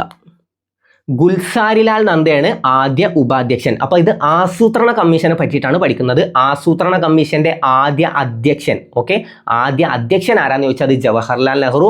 ആദ്യ ഉപാധ്യക്ഷൻ ആരാന്ന് ചോദിച്ചാൽ ആരാണ്? ആദ്യ ഉപാധ്യക്ഷൻ ഗുൽസാരിലാൽ നന്ദ. ഇനി ആസൂത്രണ കമ്മീഷൻ നിലവിൽ വന്നത് എപ്പോഴാണ് ചോദ്യം വരികയാണെങ്കിൽ മറക്കരുത്, 1950 മാർച്ച് 15-നാണ്. മാർച്ച് 15-നാണ് ആസൂത്രണ കമ്മീഷൻ നിലവിൽ വന്നത്. അപ്പോൾ ആസൂത്രണ കമ്മീഷൻ ഏകദേശം ഒരു ബേസ് കിട്ടിയല്ലോ. ആസൂത്രണ കമ്മീഷന്റെ ആദ്യ അധ്യക്ഷനായിരുന്നു ജവഹർലാൽ നെഹ്റു, ആദ്യ ഉപാധ്യക്ഷനായിരുന്നു ഗുൽസാരിലാൽ നന്ദ. ഇനി അവസാന അധ്യക്ഷൻ ആരാ എന്ന് ചോദിച്ചാലും, അതുപോലെ തന്നെ നീതി ആയോഗിന്റെ ആദ്യ അധ്യക്ഷൻ ആരാന്ന് ചോദിച്ചാലും നമുക്ക് ഒറ്റ ഉത്തരേ ഉള്ളൂ. ആരാവും? സാമാന്യബോധം. 2014 പിരിച്ചുവിട്ടു അല്ലേ? 2014 പിരിച്ചുവിട്ടു. 2015 ആസൂത്രണ കമ്മീഷന്റെ അവസാന അധ്യക്ഷനും അതുപോലെ തന്നെ നീതി ആയോഗിന്റെ ആദ്യ അധ്യക്ഷനും. എപ്പോഴും ആസൂത്രണ കമ്മീഷനിലും അതുപോലെ തന്നെ നീതി ആയോഗിലും എപ്പോഴും അധ്യക്ഷൻ ആരാവും? പ്രധാനമന്ത്രി. അപ്പോൾ ഈ സമയത്ത് അധ്യക്ഷൻ ആരാ? ഈ സമയത്തെ പ്രധാനമന്ത്രി ആരാ? അത് നരേന്ദ്ര മോദിയാണ്. അപ്പോൾ ആസൂത്രണ കമ്മീഷന്റെ അവസാന അധ്യക്ഷനും നീതി ആയോഗിന്റെ ആദ്യ അധ്യക്ഷനും ആരാന്ന് ചോദിച്ചാൽ ആരാണ്? രണ്ടും നരേന്ദ്രമോദിയാണ്. ഓക്കെ, നരേന്ദ്രമോദി. അപ്പോൾ നിങ്ങൾക്ക് ചോദ്യം വരും, ചിലപ്പോൾ ആസൂത്രണ കമ്മീഷന്റെ അവസാന അധ്യക്ഷൻ ആരെന്നായിരിക്കും ചോദ്യം വരിക. അപ്പോൾ നമുക്ക് ഭയങ്കര കൺഫ്യൂഷൻ ആണ്, ചിലപ്പോൾ അത് പഠിച്ചിട്ട് പോലും ഉണ്ടാവില്ല. ആസൂത്രണ കമ്മീഷന്റെ അവസാന അധ്യക്ഷൻ, സോറി ഞാൻ അതുവരെ പഠിച്ചിട്ടില്ല. നീതി ആയോഗിന്റെ ആദ്യത്തെ നമുക്കറിയാം. അപ്പോൾ നമുക്ക് സാമാന്യ ബോധം വെച്ച് ആലോചിച്ചാൽ മതി. ആദ്യം ഈ ആസൂത്രണ കമ്മീഷൻ പിരിച്ചുവിട്ടു, അതിനുശേഷം അപ്പോൾ തന്നെ നീതി ആയോഗ് 2015 ജനുവരി 1 തുടങ്ങി. രണ്ട് സമയത്തൂടെ പ്രധാനമന്ത്രി അതാരാണ്? പ്രധാനമന്ത്രി ആരാണ്? നരേന്ദ്രമോദിയാണ്. അപ്പോൾ രണ്ടും നരേന്ദ്രമോദിയാണ്. ഓക്കെ, അപ്പോൾ ആസൂത്രണ കമ്മീഷന്റെ അവസാന അധ്യക്ഷനും നീതി ആയോഗിന്റെ ആദ്യ അധ്യക്ഷനും ആരാന്ന് ചോദിച്ചത് ആരാണ്? നരേന്ദ്രമോദി. ഇനി NITI Aayog, national institution for transforming India, നിലവിൽ വന്നത് എപ്പോഴാണ്? 2015 ജനുവരി 1. ഇനി ഇന്ത്യയുടെ തിങ്ക് ടാങ്ക്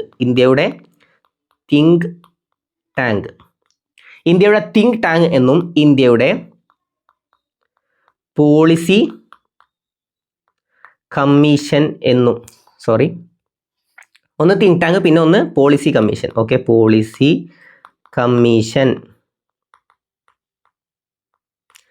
തിങ്ക് ടാങ്ക് എന്നും പോളിസി കമ്മീഷൻ എന്നും അറിയപ്പെടുന്ന ഏതാണ്? നീതി ആയോഗാണ് കേട്ടോ. നീതി ആയോഗാണ് ഇന്ത്യയുടെ തിങ്ക് ടാങ്ക് എന്നും പോളിസി കമ്മീഷൻ എന്നും അറിയപ്പെടുന്നത്. 2015 ജനുവരി 1 നിലവിൽ വന്നത്. 2015 ജനുവരി 1 നിലവിൽ വന്നത്.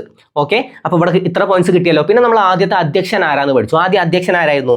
നരേന്ദ്രമോദി ആയിരുന്നു അല്ലേ? നരേന്ദ്രമോദി ആയിരുന്നു ആദ്യ അധ്യക്ഷൻ. ഇനി ആദ്യ ഉപാധ്യക്ഷൻ ആരാന്ന് പഠിച്ചു വെച്ചോ? അരവിന്ദ്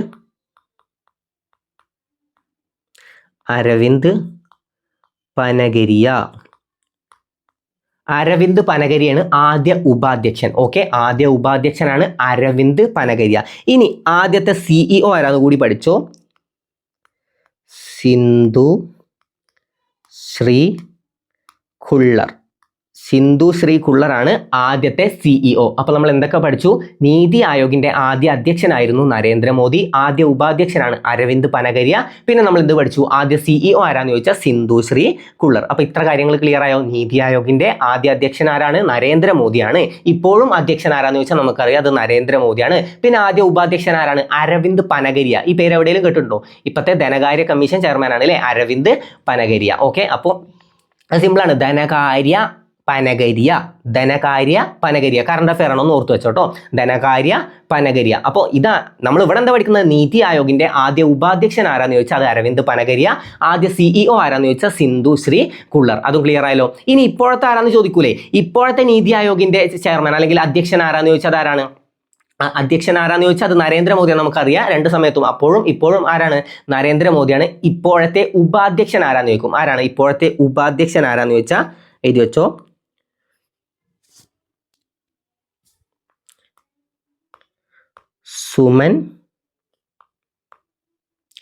സുമൻ ബെറി. ആരാണ്? സുമൻ ബെറിയാണ് ഇപ്പോഴത്തെ ഉപാധ്യക്ഷൻ ആരാണ്? സുമൻ ബെറിയാണ്. ഇപ്പോഴത്തെ അധ്യക്ഷൻ ആരാന്ന് ചോദിച്ചാൽ നമുക്കറിയാം, നരേന്ദ്രമോദിയാണ്.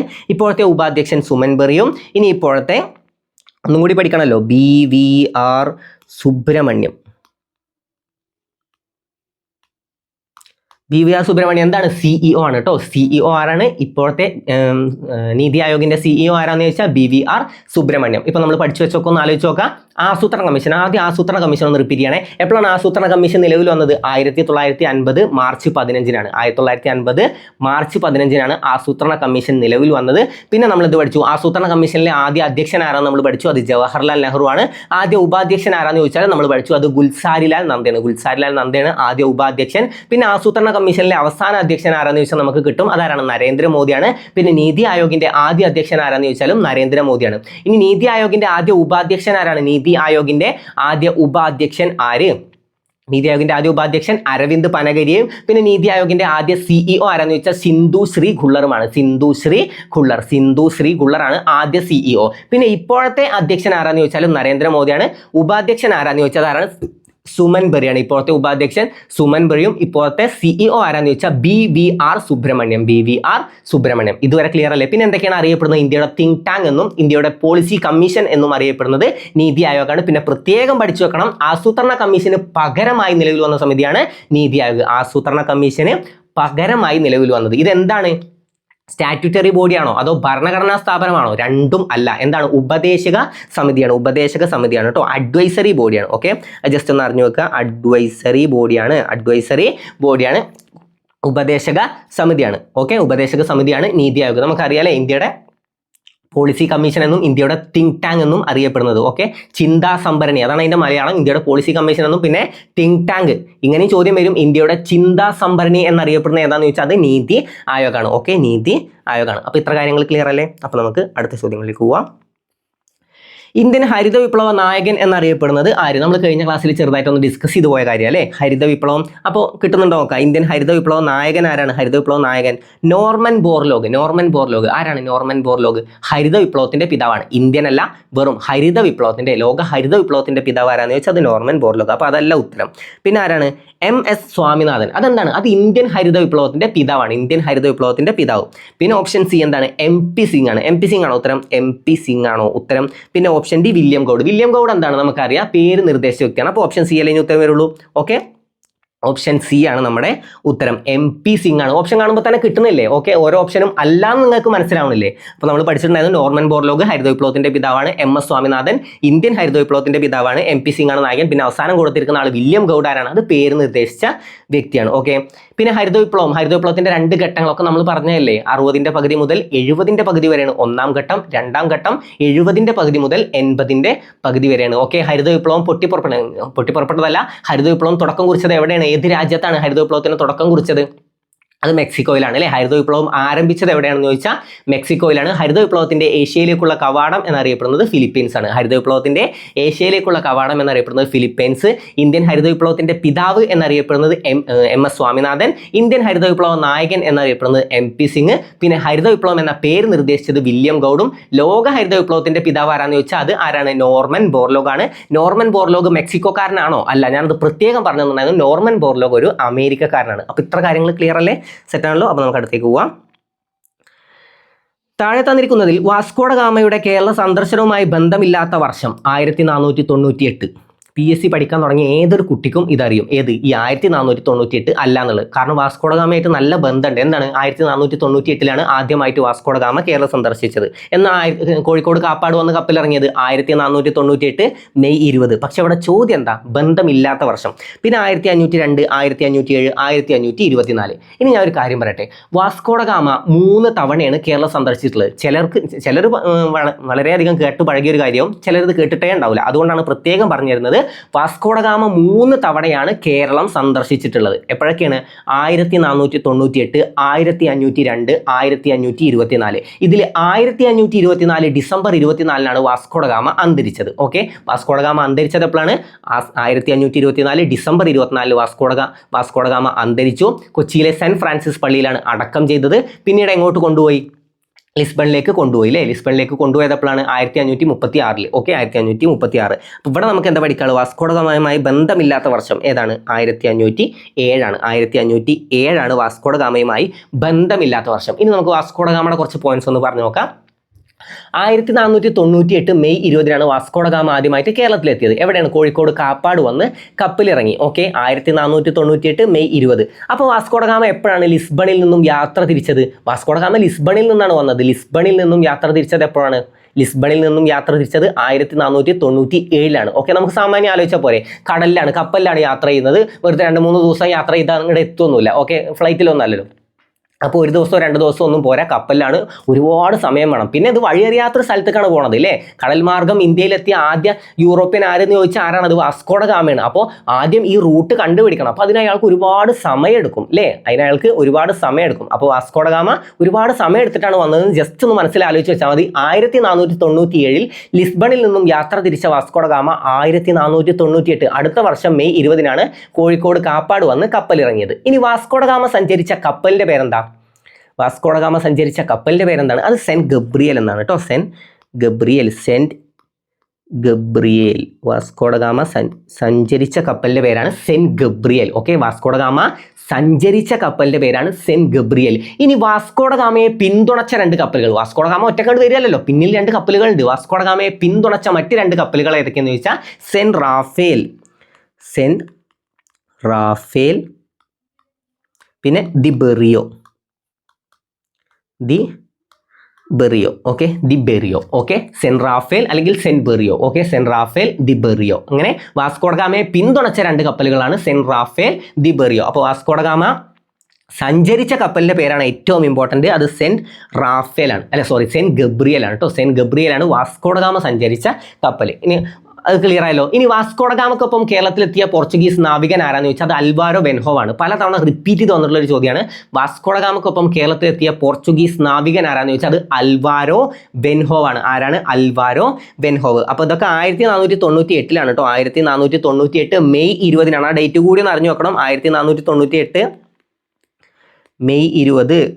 ചിലപ്പോൾ ഈ ഡേറ്റ് മാത്രം തരും. എന്നാണ് Vasco da Gama Kozhikode Kappad വന്ന് കപ്പലിറങ്ങിയെന്ന് ചോദിച്ചാൽ 1498 മെയ് 20. 1498 മെയ് 20. പിന്നെ രണ്ടാമത് എപ്പോൾ എത്തി? രണ്ടാമതല്ലേ, അപ്പോൾ 1502. രണ്ടാമതായിട്ട് കേരളം സന്ദർശിച്ചത് 1502. ഓക്കെ. പിന്നെ 1524. 1498, 1502, 1524 എന്നീ വർഷങ്ങളിലാണ് വാസ്കോ ഡ ഗാമ കേരളം സന്ദർശിച്ചത്. അതിൽ വാസ്കോ ഡ ഗാമ അന്തരിച്ചത് എന്നാന്ന് ചോദിച്ചാൽ 1524 ഡിസംബർ 24 വാസ്കോ ഡ ഗാമ അന്തരിച്ചത്. ഓക്കെ. വാസ്കോ ഡ ഗാമ അന്തരിച്ചത് 1524 ഡിസംബർ 24. എവിടെയാണ് അടക്കം ചെയ്തതെന്ന് ചോദിച്ചാൽ സെൻറ്റ് ഫ്രാൻസിസ് പള്ളിയിലാണ് അല്ലേ, കൊച്ചിയിലെ സെൻറ്റ് ഫ്രാൻസിസ് ചർച്ചിലാണ് അടക്കം ചെയ്തത്.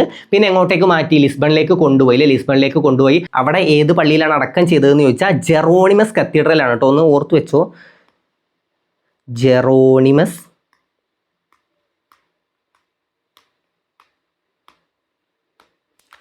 കത്തീഡ്രൽ. ക്ലിയർ അല്ലേ? ജെറോണിമസ് കത്തീഡ്രലാണ് അടക്കം ചെയ്തത്. അതിന് നമുക്കൊന്ന് കണ്ണടച്ചൊന്ന് റിപ്പീറ്റ് ചെയ്ത് നോക്കാം. 1498 May 20 Vasco da Gama Keralam സന്ദർശിച്ചത്. ആദ്യമായിട്ട് കോഴിക്കോട് കാപ്പാട് വന്ന് കപ്പലിറങ്ങി.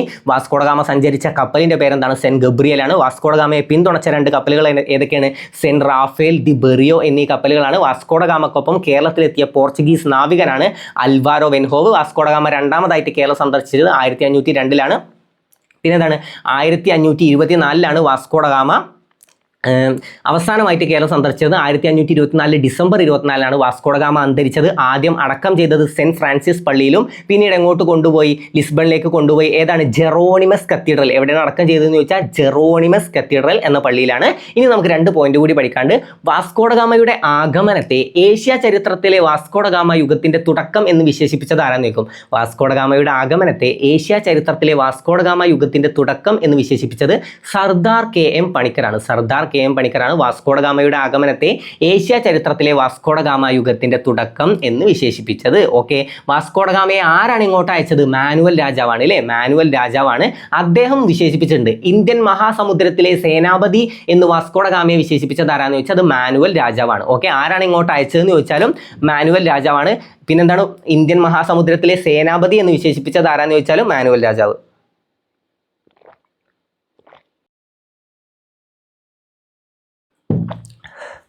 ഓക്കെ. അപ്പോൾ വാസ്കോ ഡ ഗാമയുടെ ആഗമനത്തെ ഏഷ്യ ചരിത്രത്തിലെ വാസ്കോ ഡ ഗാമ യുഗത്തിന്റെ തുടക്കം എന്ന് വിശേഷിപ്പിച്ചത് സർദാർ KM പണിക്കരാണ്. ആരാണ്? സർദാർ KM പണിക്കർ. വളരെ ഇമ്പോർട്ടൻ്റ് ആയിട്ട് നമുക്ക് എപ്പോഴും പഠിക്കാനുള്ള ഒരാളാണ് സർദാർ KM പണിക്കർ. ഓക്കെ. ഈ സർദാർ KM പണിക്കർ എന്ത് വിശേഷിപ്പിച്ചിട്ടുണ്ട്? പഴശ്ശിരാജയെ എന്തോ വിശേഷിപ്പിച്ചിട്ടുണ്ടല്ലോ. നമ്മൾ എപ്പോഴും കാണുന്നതാണ്. ഒരുപാട് തവണ PSC എഴുതിയ കുറേ ആൾക്കാർക്ക് അറിയാം. എന്താണ്? പഴശ്ശിരാജയെ കേരള സിംഹം എന്ന് വിശേഷിപ്പിച്ചത് ആരാന്ന് ചോദിച്ചാൽ ആരാണ്? ഈ സർദാർ KM പണിക്കരാണ്. അതുപോലെ തന്നെ മന്നത്ത് പത്മനാഭനെ കേരള മദൻ മോഹൻ മാളവ്യ എന്ന് വിശേഷിപ്പിച്ചതും ഇതേ സർദാർ KM പണിക്കരാണ്. അപ്പോൾ ഒന്ന് അറിഞ്ഞു വെക്കുക കേട്ടോ. ഭാരത കേസരി എന്നറിയപ്പെടുന്ന ആരാണ്? അത് മന്നത്ത് പത്മനാഭനാണ്. സർദാർ KM പണിക്കർ അല്ല, മന്നത്ത് പത്മനാഭനാണ്. അതുപോലെ തന്നെ കേരള മദൻ മോഹൻ മാളവ്യ എന്നറിയപ്പെടുന്ന ആരാന്ന് ചോദിച്ചാലും മന്നത്ത് പത്മനാഭനാണ്. വൈക്കം സത്യാഗ്രഹത്തോട് അനുഭാവം പ്രകടിപ്പിച്ച് സവർണ ജാഥക്ക് നേതൃത്വം നൽകിയത് ആരാന്ന് ചോദിച്ചാലും മന്നത്ത് പത്മനാഭനാണ്. 1924 വൈക്കം സത്യാഗ്രഹം അല്ലേ. ഓക്കെ. അതൊക്കെ ഒന്ന് ജസ്റ്റ് അറിഞ്ഞു വെക്കാം കേട്ടോ. അപ്പോൾ മന്നത്ത് പത്മനാഭനെ കേരള മദൻ മോഹൻ മാളവ്യ എന്ന് വിശേഷിപ്പിച്ചത് സർദാർ KM പണിക്കരാണ്. പിന്നെന്ത് നമ്മൾ പറഞ്ഞു? പഴശ്ശിരാജയെ കേരള സിംഹം എന്ന് വിശേഷിപ്പിച്ചത് ആരാന്ന് ചോദിച്ചാലും സർദാർ KM പണിക്കരാണ്. ഓക്കെ. പഴശ്ശിരാജയെ കേരള സിംഹം എന്ന് വിശേഷിപ്പിച്ചത് Sardar KM Panikkar. Vasco da ഗാമയുടെ ആഗമനത്തെ ഏഷ്യ ചരിത്രത്തിലെ വാസ്കോ ഡ ഗാമ യുഗത്തിന്റെ തുടക്കം എന്ന് വിശേഷിപ്പിച്ചതും സർദാർ KM പണിക്കരാണ്. അപ്പോൾ 1498, 1502, 1524. അപ്പോൾ വർഷങ്ങളൊക്കെ ക്ലിയർ ആയല്ലോ. 1507 ഇവിടെ ഒരു ബന്ധമില്ലാത്തത്. അപ്പോൾ വാസ്കോ ഡ ഗാമയും സെറ്റായി. ഇനി ലോകത്തിലെ ഏറ്റവും പ്രായം കുറഞ്ഞ പർവ്വതനിര. ലോകത്തിലെ ഏറ്റവും പ്രായം കുറഞ്ഞ പർവ്വതനിര. പ്രായം കുറവാണ്. ഏറ്റവും പ്രായമായ പർവ്വതനിരയല്ല കേട്ടോ, പ്രായം കുറവാണ്. അപ്പോൾ പ്രായം കുറവ് ഏതിനാണ്? ആരവല്ലി, ഹിമാലയം, കാരക്കോരം, കാരക്കോറം പശ്ചിമഘട്ടം. ഏതാണ് ലോകത്തിലെ ഏറ്റവും പ്രായം കുറഞ്ഞ പർവ്വതനിര? ഏതാണെന്നറിയോ? ഈ ആരവല്ലി ആണോ? അതാണ് ഏറ്റവും പ്രായം കൂടിയതാണ്. ദ ഓൾഡസ്റ്റ് മൗണ്ടൻ റേഞ്ച് ആണ് ഇത്, ആരവല്ലി. ഓക്കെ, ഏറ്റവും പ്രായം കൂടിയത് ഏതാണെന്ന് ചോദിച്ചാൽ ആരവല്ലിയാണ്. ഏറ്റവും പ്രായം കുറഞ്ഞത് ഏതാണ്? അത് നമ്മുടെ ഹിമാലയം പർവ്വതനിരയാണ്. ഏതാണ്? ഹിമാലയം പർവ്വതനിരയാണ് ലോകത്തിലെ ഏറ്റവും പ്രായം കുറഞ്ഞ പർവ്വതനിര. ഇനി നമുക്ക് കുറച്ച് എക്സ്ട്രാ പോയിന്റ്സ് പഠിക്കാണ്ട്. ഹിമാലയത്തിൻ്റെ നീളം 2400 കിലോമീറ്ററാണ്. ഹിമാലയത്തിൻ്റെ നീളം അറിഞ്ഞു വെച്ചോട്ടോ, 2400 കിലോമീറ്ററാണ് ഹിമാലയത്തിൻ്റെ നീളം. പിന്നെന്താണ് സംസ്കൃതത്തിൽ ഈ ഹിമാലയം എന്നതിൻ്റെ അർത്ഥം എന്താണെന്നറിയോ? മഞ്ഞിൻ്റെ വീട്. സംസ്കൃതത്തിൽ ഹിമാലയം, ഹിമങ്ങളുടെ ആലയം. ഓക്കെ, മഞ്ഞിൻ്റെ വീട്. ഓക്കെ, ഹിമത്തിൻ്റെ ആലയം. ഓക്കെ, മഞ്ഞിൻ്റെ വീട് എന്നാണ് സംസ്കൃതത്തിൽ ഇതിൻ്റെ അർത്ഥം. 2400 കിലോമീറ്ററാണ് ഇതിൻ്റെ നീളമാണ്. 2400 കിലോമീറ്ററാണ് നീളം. പിന്നെന്താണ് വാട്ടർ ടവർ ഓഫ് ഏഷ്യ? ഇതും ജസ്റ്റ് ഒന്ന് അറിഞ്ഞു വെച്ചോ. Water tower of Asia. Water tower of Asia എന്നറിയപ്പെടുന്ന ഏതാണ്? അത് ഹിമാലയമാണ് കേട്ടോ. അപ്പോൾ ഹിമാലയത്തിൻ്റെ നീളം നമ്മൾ പഠിച്ചു 2400. ഇവിടെ ഇമ്പോർട്ടൻ്റ് ആയിട്ടുള്ള പോയിന്റ് പഠിച്ചല്ലോ, ലോകത്തിലെ ഏറ്റവും പ്രായം കുറഞ്ഞത്. അപ്പോൾ ഈ അടുത്താണ്, പ്രായം കുറവാണെന്ന് പറഞ്ഞാൽ ഈ അടുത്ത് എപ്പോഴും ഉണ്ടായത്, അങ്ങനെ അറിഞ്ഞു വെച്ചാൽ മതി കേട്ടോ. ഏറ്റവും പ്രായം കുറഞ്ഞ പർവ്വതനിര ഏതാണെന്ന് ചോദിച്ചാലും ഏറ്റവും പ്രായം കൂടിയതും എപ്പോഴും ചോദിക്കാറുള്ളതാണ്. ഏറ്റവും പ്രായം കൂടിയത് ആരവല്ലിയും ഏറ്റവും പ്രായം കുറഞ്ഞ പർവ്വതനിര അല്ലേ, അല്ലെങ്കിൽ ലോകത്തിലെ ഏറ്റവും വലിയ മടക്കു പർവ്വതം, ഇന്ത്യയിലെ ഏറ്റവും വലിയ മടക്കു പർവ്വതം എന്നൊക്കെ അറിയപ്പെടുന്നത് ഏതാണ്? ഇതാണ്, ഹിമാലയാണ് കേട്ടോ, ഹിമാലയം. ഓക്കെ, ഹിമാലയമാണ് ലോകത്തിലെ ഏറ്റവും പ്രായം കുറഞ്ഞ പർവ്വതനിര. പിന്നെ വാട്ടർ ടവർ ഓഫ് ഏഷ്യ എന്നും, പിന്നെ എന്താണ് സംസ്കൃതത്തിൽ ഇതിൻ്റെ അർത്ഥം എന്താ? ഹിമാലയം എന്ന്, ഹിമത്തിൻ്റെ ആലയം, അങ്ങനെ ആലോചിച്ചാൽ മതി. ഹിമം പറഞ്ഞാൽ എന്താ? മഞ്ഞുഘട്ടം. ഓക്കെ, ഹിമം മഞ്ഞുഘട്ട. ഓക്കെ, ഹിമം മഞ്ഞുഘട്ട, മഞ്ഞിൻ്റെ ആലയം, അങ്ങനെ ആലോചിച്ചാൽ മതി. ഈ ഹിമം മഞ്ഞുഘട്ട എന്ന് ഇവിടെ ഞാൻ കണക്ട് ചെയ്ത് തന്ന വേറൊരു കാര്യമുണ്ട്. ഹിമാചൽ പ്രദേശിനെയും ടിബറ്റിനെയും തമ്മിൽ ബന്ധിപ്പിക്കുന്ന ഒരു ചുരമുണ്ട്. ഏതാണ് ചുരം? നമ്മളൊരു കോഡിലൂടെ മുമ്പ് ക്ലാസ് ഒക്കെ ചെയ്താണ്. ഹിമാചൽ പ്രദേശിനെയും ടിബറ്റിനെയും ബന്ധിപ്പിക്കുന്ന ചുരം. അതിൽ നമ്മൾ കണക്ട് ചെയ്ത ഹിമമാണ്, മഞ്ഞുകട്ട. ഈ മഞ്ഞുകട്ടയിൽ ഇടിച്ചിട്ട് തകർന്ന എന്തോ ഫേമസ് ആയിട്ടുള്ള സംഭവം നമുക്കറിയാം. എന്താണ്? ടൈറ്റാനിക് എന്താണ്? കപ്പലാണ് അല്ലേ, കപ്പൽ. അപ്പോൾ ഷിപ്പ് കപ്പൽ. ഷിപ്കില ചുരം എന്താണ്? ഹിമാചൽ പ്രദേശിനെയും ടിബറ്റിനെയും തമ്മിൽ ബന്ധിപ്പിക്കുന്ന ചുരമാണ് ഷിപ്കില ചുരം. ഓക്കെ, ഷിപ്കില ചുരം. പിന്നെ ലിപുലേഖ് ചുരം. ഇതെന്തിനാ? ഈ ലിപ്പ് എന്തിനാണ്? ലിപ്പ് ഉത്തരം പറയാനാണ് അല്ലേ. ലിപ്പ് ഉത്തരം പറയാനാണെന്ന് ആലോചിച്ചാൽ അതും കിട്ടും. ലിപുലേഖ് ചുരം. ഉത്തരാഖണ്ഡിനെയും ടിബറ്റിനെയും തമ്മിൽ ബന്ധിപ്പിക്കുന്ന ചുരമാണ് ലിപുലേഖ് ചുരം. ഇവിടെ നമ്മൾ എന്ത് പറഞ്ഞു? ലോകത്തിലെ ഏറ്റവും പ്രായം കുറഞ്ഞ പർവ്വതനിര ഹിമാലയമാണ്. വാട്ടർ ടവർ ഓഫ് ഏഷ്യ എന്നറിയപ്പെടുന്നു. എന്താണ് സംസ്കൃതത്തിൽ ഈ വാക്കിൻ്റെ അർത്ഥം? എന്താണ്? മഞ്ഞിൻ്റെ വീട്. ഓക്കെ, ലോകത്തിലെ ഏറ്റവും ഉയരം കൂടിയ കൊടുമുടി, ലോകത്തിലെ ഏറ്റവും ഉയരം കൂടിയ പർവ്വതനിര ഏതാണെന്ന് ചോദിച്ചാൽ ഹിമാലയമാണ്. ഏറ്റവും വലിയ മടക്കു പർവ്വതം, ഏറ്റവും ഉയരം കൂടിയതും പിന്നെ ഈ പോയിന്റ് എക്സ്ട്രാ അറിഞ്ഞു വെക്കണം, മടക്കു പർവ്വതം. ഹിമാലയ ഒരു മടക്കു പർവ്വതമാണ് അല്ലേ, അത് നമുക്കറിയാം. അപ്പോൾ ഏറ്റവും വലിയ മടക്കു പർവ്വതം ഏതാണെന്ന് ചോദിച്ചാലും അതേതാണ്? അത് ഹിമാലയമാണ്. ഇനി ഏതൊക്കെ രാജ്യത്തിൻ്റെ അതിർത്തിയിലാണ്, ഏതൊക്കെ രാജ്യവുമായിട്ടാണ് അതിർത്തി പങ്കിടുന്നത്? പാകിസ്ഥാൻ, പിന്നെ ഏതാണ്? ചൈന, പിന്നെ നമ്മുടെ ഇന്ത്യ, പിന്നെ നേപ്പാൾ, അഫ്ഗാനിസ്ഥാനാണ് പിന്നെയുള്ളത്. അഫ്ഗാനിസ്ഥാൻ, പിന്നെ ഭൂട്ടാൻ ഉണ്ട്. ഓക്കെ, ഇത്ര രാജ്യങ്ങളുമായിട്ടാണ് അതിർത്തി പങ്കിടുന്നത് ഹിമാലയം. ഓക്കെ, ഏതൊക്കെയാണ്? Pakistan, China, India, Nepal, Afghanistan, Bhutan. Okay, clear അല്ലേ? ഇനി ഏതൊക്കെ സംസ്ഥാനങ്ങളിലൂടെയാണ്, ഇന്ത്യയിലെ ഏതൊക്കെ സംസ്ഥാനങ്ങളിൽ? ഇന്ത്യയിൽ ആകെ 11 സംസ്ഥാനങ്ങളിലൂടെയാണ് ഹിമാലയം കടന്നു പോകുന്നത്. ഓക്കെ, ഹിമാലയം പർവ്വതനിര 11 സംസ്ഥാനങ്ങളിലൂടെയാണ് കടന്നു പോകുന്നത്. ഉത്തരാഖണ്ഡ്, പിന്നെ ഹിമാചൽ പ്രദേശ്, പിന്നെ ഏതാണ്? അരുണാചൽ പ്രദേശ്, പിന്നെ ഏതാണ്? മണിപ്പൂർ, മേഘാലയ,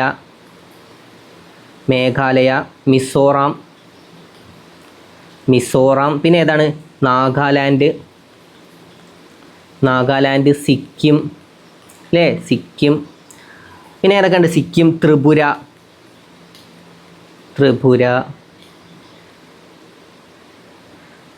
പിന്നെ അസം. ജസ്റ്റ് ഒന്ന് അറിഞ്ഞു വെക്കാം കേട്ടോ, അസം. പിന്നെ west Bengal. Okay, west Bengal 11 സംസ്ഥാനം, പിന്നെ 2 കേന്ദ്രഭരണ പ്രദേശം. ഏതൊക്കെയാണ്? ജമ്മു കാശ്മീരും ലഡാക്കും. ഒക്കെ ജസ്റ്റ് ഒന്ന് അറിഞ്ഞു വെച്ചാൽ മതി. ഇതൊന്നും ഇപ്പോൾ കാണാണ്ട് പഠിക്കേണ്ട, ഇത് ജസ്റ്റ് അറിഞ്ഞു വെക്കുക, അത് ജസ്റ്റ് ഒന്ന് മനസ്സിലാക്കിയാൽ കിട്ടാവുന്നതേ ഉള്ളൂ. ഓക്കെ, അപ്പോൾ എത്ര സംസ്ഥാനങ്ങളിലൂടെയാണ്? 11 സംസ്ഥാനങ്ങളിലൂടെയാണ് കടന്നു പോകുന്നത്. അത് ജസ്റ്റ് ഒന്ന് മനസ്സിലാക്കി വെച്ചാൽ മതി. ഓക്കെ, അപ്പോൾ ഇത്രയും കാര്യങ്ങളാണ് നമ്മൾ ഇന്നത്തെ ക്ലാസ്സിലൂടെ ഡിസ്കസ് ചെയ്യുന്നത്. ഇന്ന് ഡിസ്കസ് ചെയ്ത ഇത്രയും കാര്യങ്ങൾ നിങ്ങൾക്ക് ക്ലിയർ ആയി എന്ന് തന്നെ വിശ്വസിക്കുന്നു. അപ്പോൾ നമ്മുടെ വാട്സപ്പ് ബാച്ചിൽ ജോയിൻ ചെയ്തവർക്ക് ഈ റിവിഷൻ ക്ലാസ്സുകളുടെ എല്ലാം റിവിഷൻ എക്സാമുകൾ നമ്മുടെ വാട്സപ്പ് ബാച്ചിൽ നടക്കുന്നതാണ്. അതുപോലെ തന്നെ ഇനി വരുന്ന നിങ്ങൾക്കുള്ള എക്സാമുകൾക്ക് നിങ്ങൾ ഏത് രീതിയിൽ പ്രിപ്പയർ ചെയ്യണം, അതുപോലെ തന്നെ കറണ്ട് അഫെയർ ഏത് രീതിയിൽ കവർ ചെയ്യണം, ഏതൊക്കെ ഭാഗങ്ങൾ ഏറ്റവും ഇമ്പോർട്ടൻസ് കൊടുത്ത് കവർ ചെയ്യണം, മാത്സ് ഇംഗ്ലീഷ് മലയാളമൊക്കെ ഏത് രീതിയിൽ വർക്കൗട്ട് ചെയ്യണം, എല്ലാ ടിപ്സും നമ്മൾ നമ്മുടെ വാട്സപ്പ് ഗ്രൂപ്പിലൂടെ തരുന്നതാണ്. അപ്പോൾ ഗ്രൂപ്പിൽ ഇനിയും ജോയിൻ ചെയ്യാത്തവരാണെങ്കിൽ തീർച്ചയായും ജോയിൻ ചെയ്യുക. അപ്പോൾ ഇതുപോലുള്ള മറ്റൊരു ക്ലാസ്സുമായിട്ട് നമുക്ക് വീണ്ടും കാണാം. Thank you.